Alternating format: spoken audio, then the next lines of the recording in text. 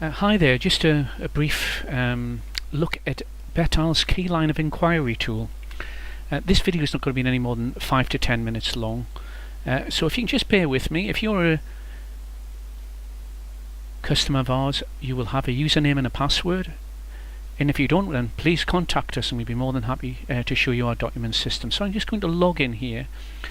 I'm going to go to our domiciliary care site as an example, but this would work for older persons, residential services, learning disability service.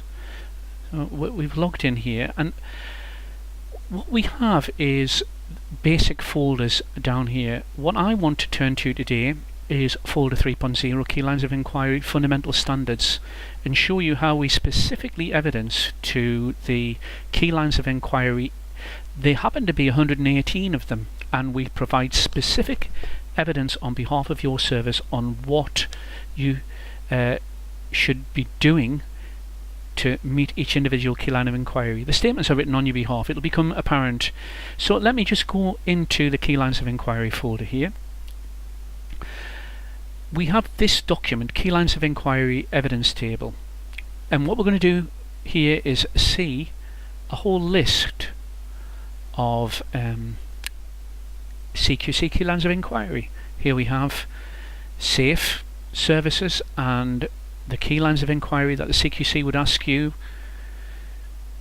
We'll go down the page. This is effective, and caring and responsive and well led a little bit further down. Now, as I'm slowly scrolling through, you will be able to see here documents or document titles in the cared for system. Now, there are policies and procedures where we have located statement evidence against each individual key line of inquiry.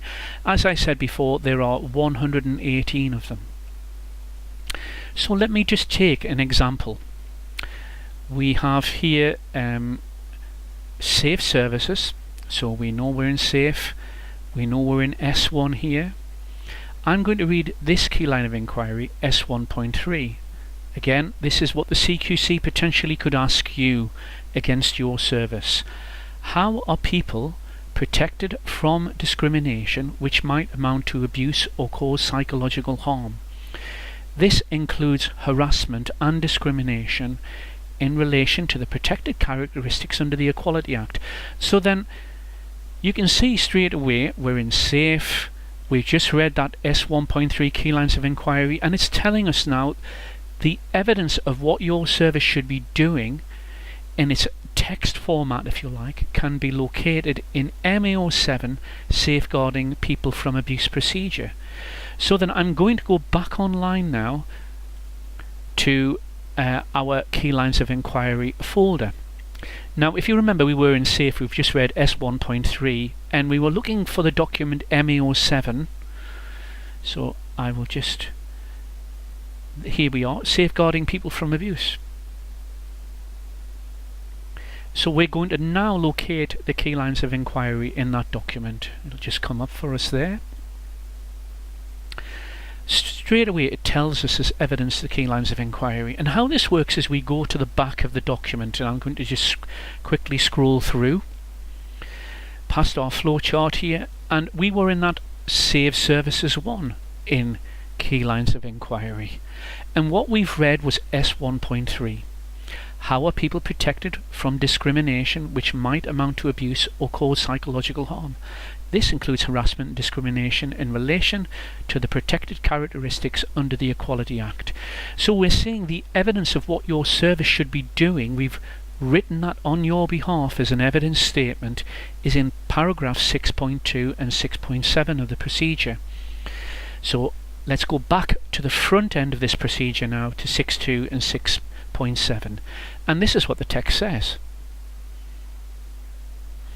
6.2 says, as part of their staff induction, staff will be made aware of discrimination which might amount to discriminatory abuse or cause psychological harm. We're saying it's the staff induction where your staff will go through some of these issues.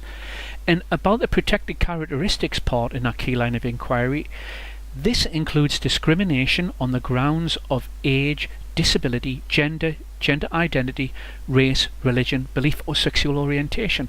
So there's the evidence statement against that key line of inquiry, and it was also in 6.7, which is down here.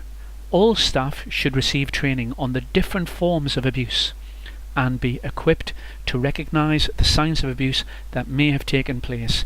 This includes a lack of dignity and respect, which can cause psychological harm. So there we have it.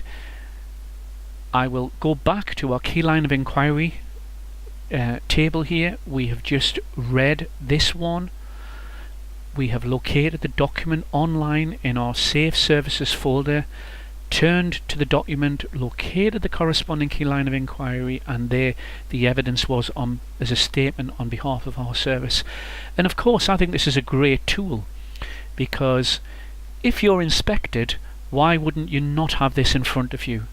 You could have it on your computer screen like I am now, or have it in a printed format, and when the inspector comes in and asks you any single 118 key lines of inquiry, you can use the system that I've just shown you to go directly to the document and find the statement evidence. Thank you so much for your time, and I will do another video no doubt soon. Thank you now. Bye bye.